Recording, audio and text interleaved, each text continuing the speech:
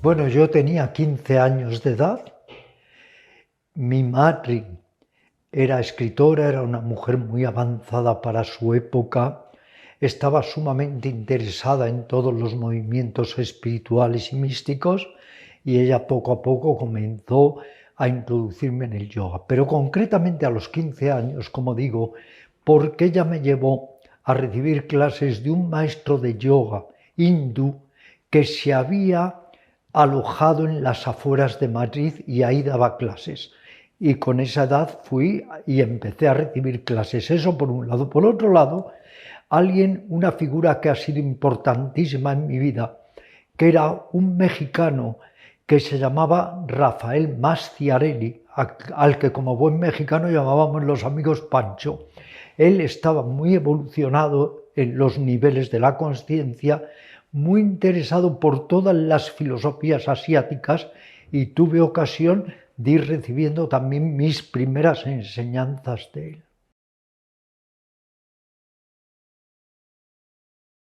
Mira, mi mente era un desastre, como la de la mayoría de las personas. Y recuerdo que un día, cuando escuché la palabra yoga de este amigo Rafael Masciarelli, le pregunté: Rafael, ¿qué es el yoga? Y él dijo: un método para tranquilizar la mente. Y como mi mente era un caos verdaderamente, pues dije: esta es mi enseñanza, este es mi método, y comencé a practicar y a captar todo tipo de claves de información con referencia no solo al yoga, al zen, al budismo. Yo entonces era muy aficionado a las ciencias esotéricas, a las tradiciones ocultas, y empecé ya plenamente a investigar en toda esta temática para la evolución de la conciencia.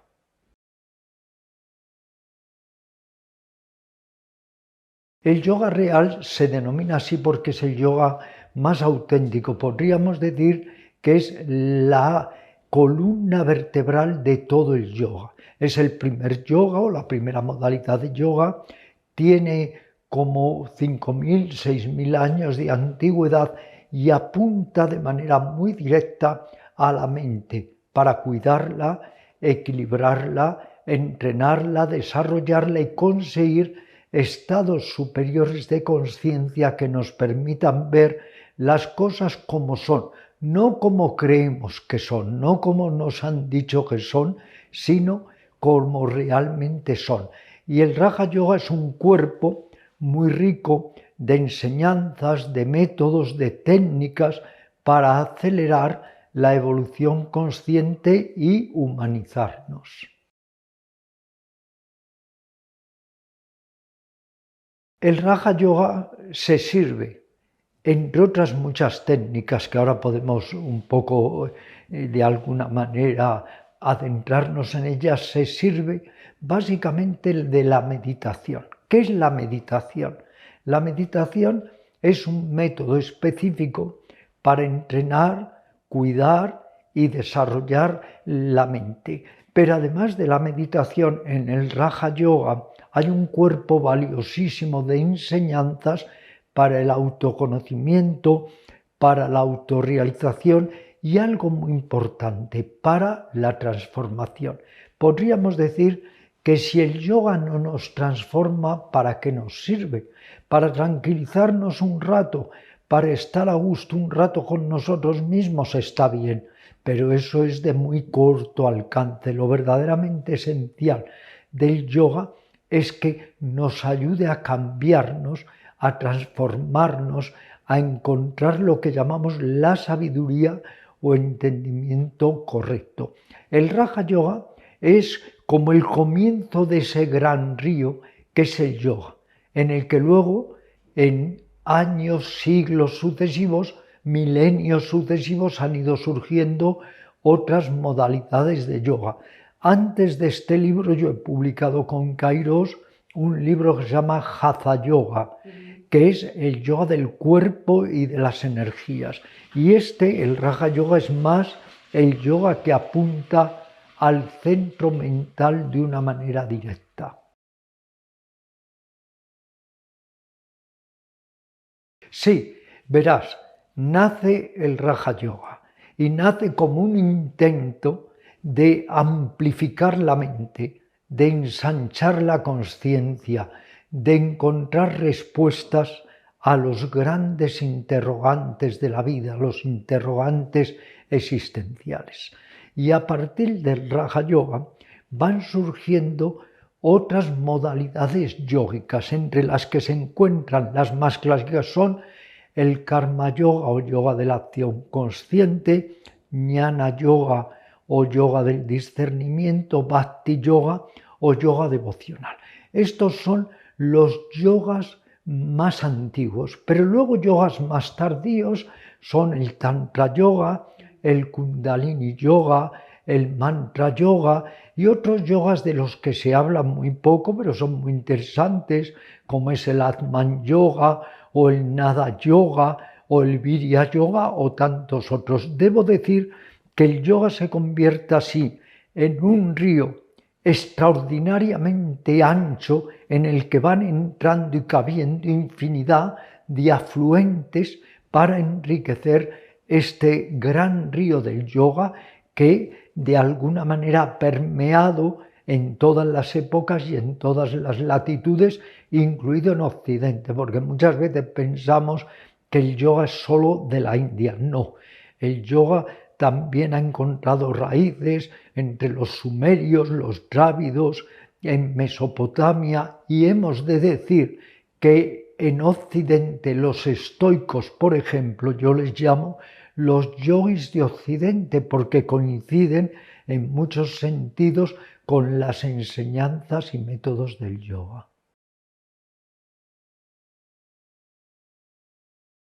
Es que haber convertido el yoga en una acrobacia gimnástica me parece degradante, me parece penoso. Haber sacado del yoga solo un fragmento es como si de la medicina, del cuerpo médico, sacas solamente una técnica médica como eliminar una verruga. Es que eso es realmente reduccionista y absurdo. El yoga postural, de alguna manera, ¿qué es? Es gimnasia, no nos engañemos, es como decía Krishnamurti, puro ejercicio si no está inspirado en el Raja Yoga o es para llegar al Raja Yoga. El verdadero yoga, incluso fisiológico, psicosomático, es una escalera, y lo dicen todos los textos, para llegar al yoga mental o al Raja Yoga. Hay hoy en día una obsesión por los asanas. Hay libros que dicen 1000 asanas, luego sale otro 2000 asanas.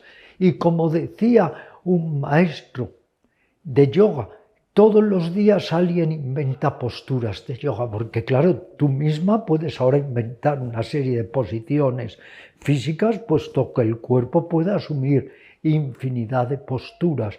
Luego quedarse en el asana es obsesión por el cuerpo, culto al ego, querer convertirse en la persona más flexible del cementerio, pero no transformarte. Y si no hay transformación, no hay yoga. ¿De qué sirve tener unos glúteos muy fuertes y mucha elasticidad si la mente no es la que gana en flexibilidad y en apertura? Para practicar solo asanas, sin ningún contenido emocional, espiritual, mental, es que es mejor hacer pesas, natación o footing, porque el yoga nace para invitarnos a la quietud, a la inmovilidad, no solamente para estar dando saltos y agitándonos.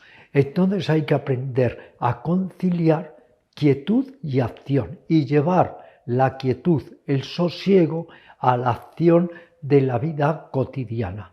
Aprovecho para decir que el Hatha Yoga, el verdadero yoga psicosomático, debe incluir las posturas, ejercicios de purificación y limpieza, lo que se llaman mudras y bandhas, que son técnicas de control neuromuscular, la relajación o savasana, el pranayama, que la mayoría de las escuelas se olvidan del pranayama cuando, como decían los antiguos sabios chinos, Lo primero que debe aprender un ser humano es a respirar. Sin pranayama no hay yoga. De hecho, en la antigüedad había una escuela que se llamaba Pranavadins, que Pranavadins era que solo se dedicaban a controlar la respiración y lo que llamamos en el yoga el prana y la fuerza vital.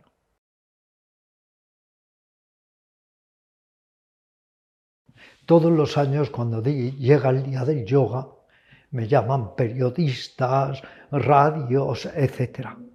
Nunca quiero intervenir, porque si intervengo es para decir lo mismo siempre, que para mí no hay un día del yoga. Todos los días del año son el día del yoga, porque cuando practicas todos los días yoga, todos los días son el día del yoga. Eso del día del yoga. Gente que sí, el día del yoga asiste a una gran manifestación de asanas y ya no se vuelve luego a acordar para nada del yoga. No, el yoga exige motivación, regularidad en la práctica y el yoga es básicamente actitud, una actitud de vida, un modo de ser, de comportarnos, de estar también en nuestra vida cotidiana.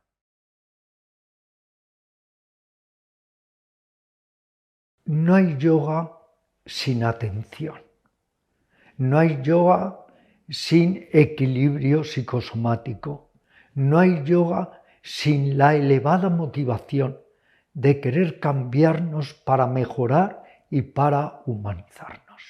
El cuerpo no es un fin, el cuerpo es un medio en el verdadero yoga, es una herramienta, es un instrumento. Es curioso que el yoga nos enseña a desapegarnos del cuerpo y lo que hace el yoga moderno es engancharnos al cuerpo, obsesionarnos por el cuerpo y rendir culto al cuerpo y por tanto al ego. El yoga lo que tiene que trabajar es en distintos niveles. Si trabajas solo en el nivel físico, para eso haz deporte, o camina, o haz footing. Tiene que trabajar en el nivel somático, en el energético, en el mental y en el psíquico o emocional. Eso es yoga, un trabajo integral, lo que llamamos el trabajo sobre nosotros mismos. Y eso requiere, por un lado, enseñanzas y por otro lado, métodos. Y eso requiere sobre todo asiduidad. A mí me gusta decirle a mis alumnos de meditación, a esfuerzos más totales, resultados más totales, a esfuerzos más parciales, resultados más parciales, pero esto es lo mismo en una actividad artística, musical o de cualquier orden. Pero ¿qué sucede? Que muchas veces el practicante de yoga todo lo quiere aquí y ahora, el síndrome de la inmediatez. Todo tiene que ser aquí y ahora, y eso no funciona así en el yoga. El trabajo es paulatino, es progresivo y debe alcanzar a todos los niveles de nuestro ser y sobre todo tiene que facilitar el cambio interior. Recuerdo una anécdota que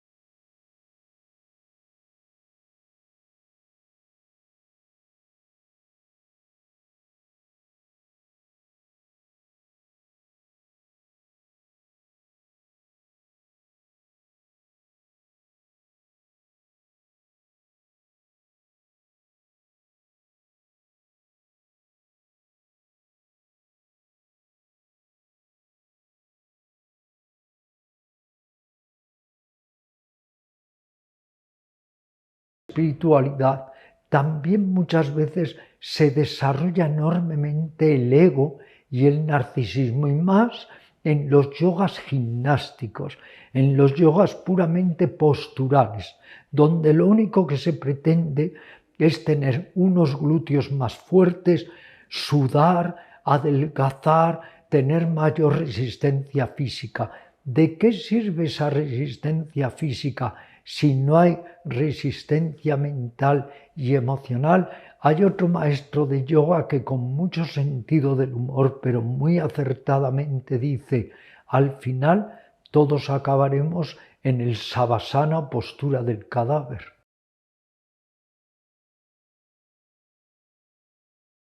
Si lo que aplicamos son métodos y técnicas de agitación, en lugar de desaceleración y desautomatismo, cada día estaremos más agitados. Con estos yogas a veces excesivamente gimnásticos, atléticos, en lugar de calmarnos, lo que hacemos es agitarnos, ansiarnos, crear más insatisfacción. Hay un arte, es el arte de parar. Todos los animales saben parar. El ser humano no sabe parar.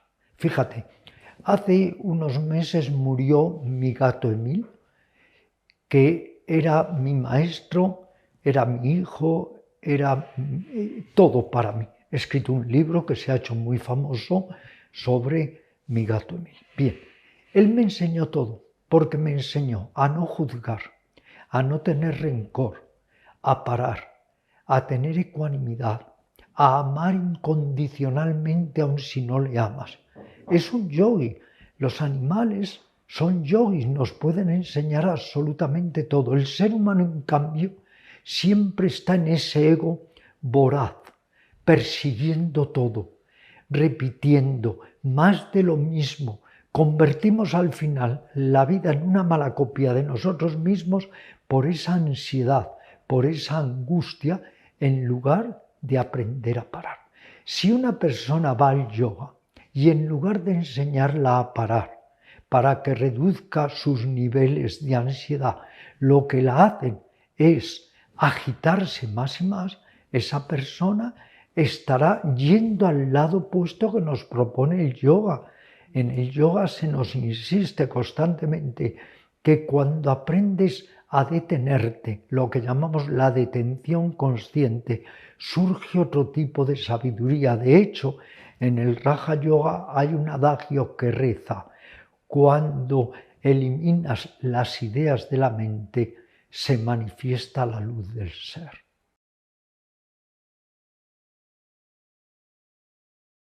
Total. Mira, si a mí me dijeran qué dos cualidades hay que desarrollar en la meditación y en el yoga en general y en cualquier disciplina espiritual, son atención y ecuanimidad. La propia palabra ecuanimidad subsume otros dos términos. Es igualdad o equilibrio y ánimo. La ecuanimidad es el ánimo constante, el ánimo equilibrado. La ecuanimidad es no dejarte atrapar por los extremos, ni por el apego ni por el odio. La ecuanimidad es firmeza interior, a pesar de las vicisitudes de las alternancias de la vida. En la vida todo es cambiante, todo es mudable. Hoy me amas, mañana me odias o al revés. Hoy alguien es mi amigo, luego se vuelve mi enemigo, al revés. Así constantemente. Hay placer, hay dolor, encuentro, desencuentro, lo grato, lo ingrato. ¿Qué es la ecuanimidad? Estar en tu ser, no dejarte llevar por esos grandes perturbadores que son los extremos. Los extremos son trampas.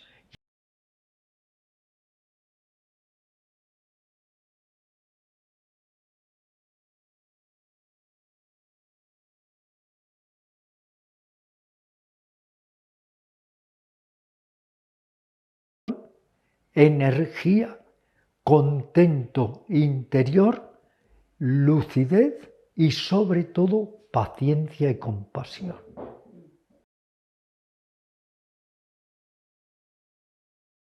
Yo creo que el verdadero maestro te lleva a tu maestro interior. Mal maestro es aquel que quiere que dependas de él, que le rindas obediencia ciega y abyecta. Yo en este sentido, Natalia, he sido como un gran gourmet. El gourmet prueba de todas las comidas y saborea todas. Yo he probado de muchas tradiciones y de muchos maestros. En la editorial Kairos, por ejemplo, tengo publicados 2 libros que recogen los testimonios de muy grandes maestros que he entrevistado y conocido. Uno de estos libros es Conversaciones con yogis y el otro es Conversaciones con lamas y sabios budistas. He viajado a Oriente en 120 ocasiones y he entrevistado yogis, eremitas, sadhus, ermitaños, lamas, infinidad de personas. Y he ido tomando de cada uno lo que yo he pensado que era lo mejor para mi evolución interior y un precioso regalo que luego he ido compartiendo con los demás.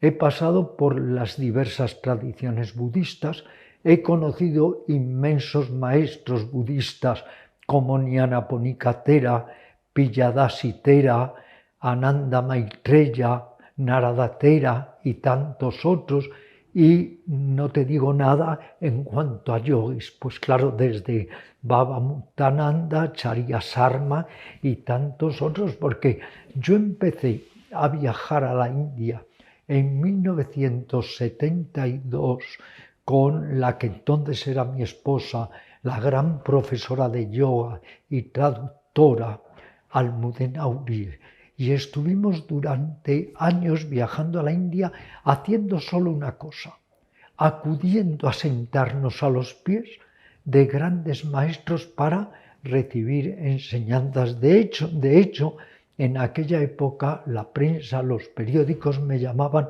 el cazador de hombres santos, porque mi afán era encontrar personas que me pudieran transmitir conocimientos. Pero fíjate, el gurú, el maestro, puede convertirse en un gran obstáculo si no sabemos liberarnos de él, porque a la larga lo que hay que encontrar es nuestro maestro interior. Si no, es como si te quedas totalmente adictado, te haces un adicto a tu psicoanalista, a tu psicoterapeuta, ahí no hay avance. Si te haces un adicto, un discípulo ciego con tu maestro, eso es un obstáculo muy grave. Enorme, fíjate que en las antiguas tradiciones ya se nos decía que hay varias fases. La primera fase es escuchar la enseñanza. La segunda fase es reflexionar y discernir. La tercera fase es incorporar esas enseñanzas a nuestra vida. La cuarta fase es, si esas enseñanzas evidencian que te ayudan, las asumes, y si no, simplemente las descartas. Pero todo parte, claro, de la escucha, hoy en día también de la lectura o de un programa de enseñanzas espirituales, pero la primera fase es escuchar y la segunda, discernir.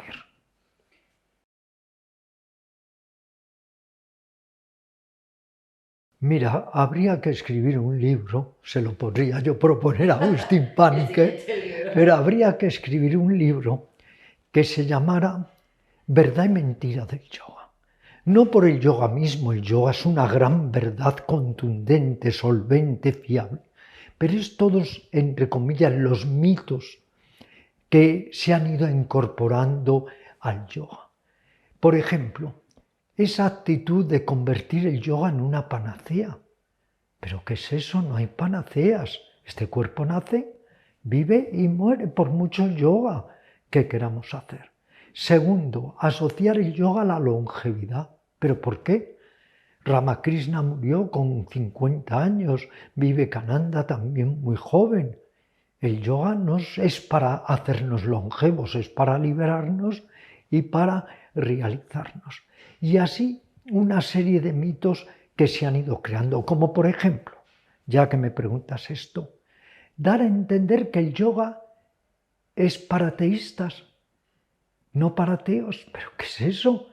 Pero si el mayor yogi de la historia del yoga ha sido Buda, que no era ateísta, y otro de los más grandes yogis de la historia de la vida espiritual ha sido Mahavira, y tampoco era creyente en el sentido ordinario de la palabra. El yoga es para ateos y para teístas. Y hay una corriente de yoga teísta asociada a religiones o sistemas filosóficos religiosos, y hay una corriente de yoga totalmente no teísta. Luego, a una persona que no sea teísta no le puedes decir el yoga es para fundir tu yo con el yo cósmico o con Dios, la unión del Atman y del Brahman. Esa persona no teísta buscará otros ideales, que hay muchos, y otras motivaciones en el yoga, o una serie a veces de imposiciones que nos hacen creer en el yoga, como que el yogi tiene que ser necesariamente casto sexualmente hablando. Pues no, el yogi puede elegir su modo de conducta sexual siempre que sea honesta y que sea consciente. Lo que de alguna manera sí asociamos al yoga es no hacer daño en lo posible a ninguna criatura, en lo posible, pero tampoco somos dogmáticos en la alimentación. Yo soy desde hace 30 años estrictamente ovolácteo vegetariano, pero no por naturismo, no por estar más sano, sino simplemente porque no quiero dañar a ningún ser sintiente. Es un vegetarianismo ético.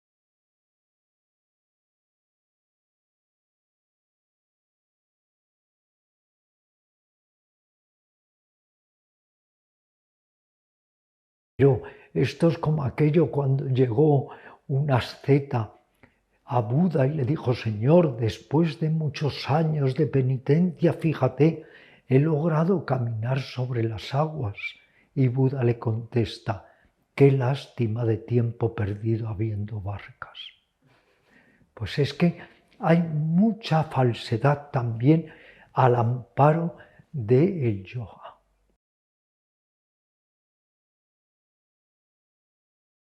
Todos respiramos de 15 a 20 veces por minuto. Esa es la respiración instintiva, la respiración mecánica. Pero el yoga es una técnica de contramecanicidad. Esto casi nunca se dice, no se expresa. El yoga es una técnica para desautomatizar. Somos máquinas en realidad, pero el yoga trata de que seamos seres conscientes y que salgamos un poco fuera de ese yo automático que impera en nosotros. La respiración es el vínculo entre la mente y el cuerpo. Aprendiendo a respirar, podemos aprender también a conducir la mente a otros estados de conciencia y, por supuesto, a estados de quietud y de plenitud. En el yoga hay contramecanicidad en todo. ¿Por qué detenemos las posturas en el verdadero Hatha Yoga? Porque el cuerpo siempre se está moviendo, y desautomatizar el movimiento es la detención consciente. ¿Por qué controlamos la respiración? Para ir poco a poco desautomatizándola. ¿Por qué controlamos la mente? Para desautomatizar los pensamientos incesantes que terminan por aturdirnos y nos apartan de nuestra propia identidad. ¿Acaso hay manera de sobrevivir sin la respiración? Los seres respirantes siempre estamos respirando. Entonces, de lo que se trata es de utilizar esa preciosa herramienta que es la respiración para ir poco a poco relajándonos, introspectándonos, interiorizándonos. Pero estos ejercicios hay que hacerlos de una manera correcta. Ahora, yo me atrevería a decir que no debería haber sesión de Hatha Yoga donde no haya ejercicios de pranayama. Yo llevo funcionando en mi centro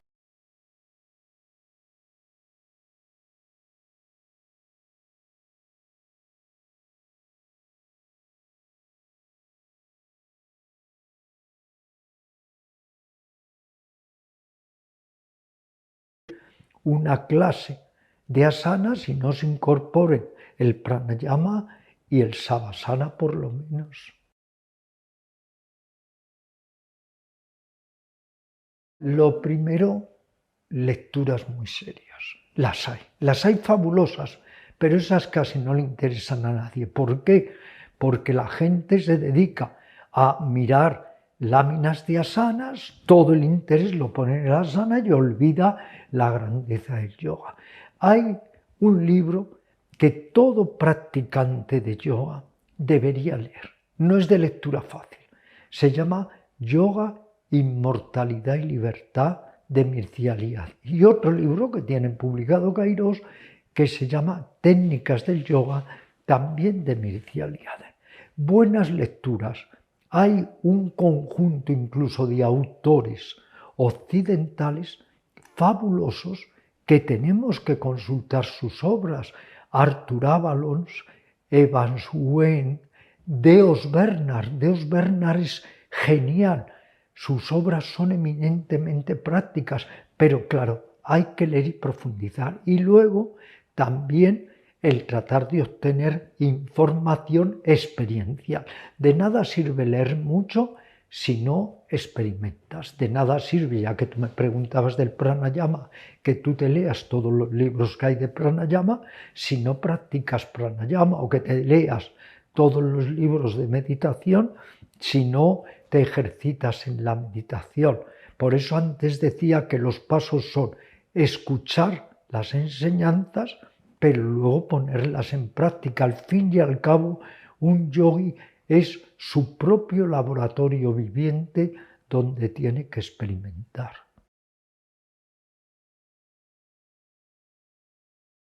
Si no hay método, si no hay disciplina, no llegamos a ninguna parte. Lo que ha hecho que el yoga sobreviva después de milenios es que es un método práctico. No se pierde en teorías, en metafísicas, en filosofías. El yoga es eminentemente método práctico. Eso no quiere decir que en el yoga no haya religión, filosofía, mística, ciencia psicosomática, medicina naturista y mucho más. Pero el yoga es básicamente método.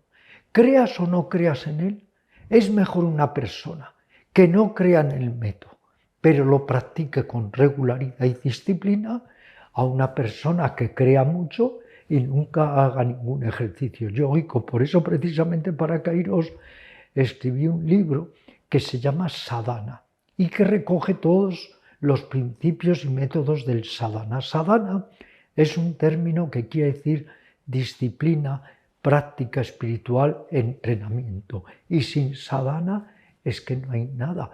Pero como antes también te decía, la actitud. Un yogi se caracteriza por su actitud. Esa actitud basada en la consciencia, en la bondad, la compasión, la tolerancia, la ecuanimidad. El mundo afortunadamente está lleno de yogis que no han oído nunca la palabra yoga, pero tienen la actitud de un yogi. Recuerda, tú eres tu propio maestro, tú eres tu propio discípulo. Como decía Buda, sé tu propio refugio y sé luz para ti mismo.